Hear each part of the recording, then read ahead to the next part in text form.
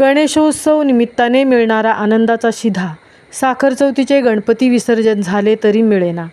शासनाच्या कारभारावर शंका कुशंका.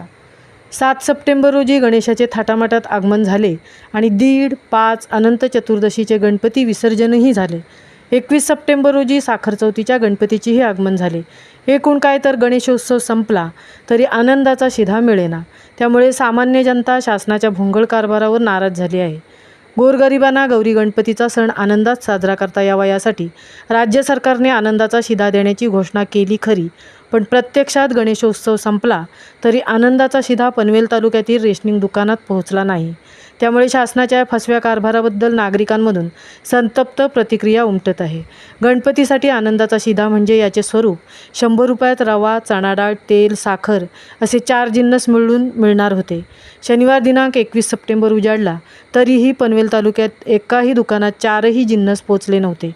सणासाठी जाहीर झालेला आनंदाचा शिधा सणाचे मुख्य दिवस संपल्यानंतरच वाटप होणार का, असा प्रश्न रेशनधारक जनता विचारत आहे.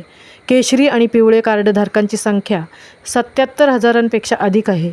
यापैकी 60,000 किट येणार असल्याची माहिती पनवेल पुरवठा विभागाकडून देण्यात आली. मात्र गणेशोत्सव संपला तरी शिधा आलेला नाही. त्यामुळे आनंदाच्या शिध्यासाठी अजून किती दिवस वाट पाहावी लागणार, असा प्रश्न लाभार्थ्यांकडून विचारला जात आहे. महामुंबईसह तृप्ती भुईर, पनवेल.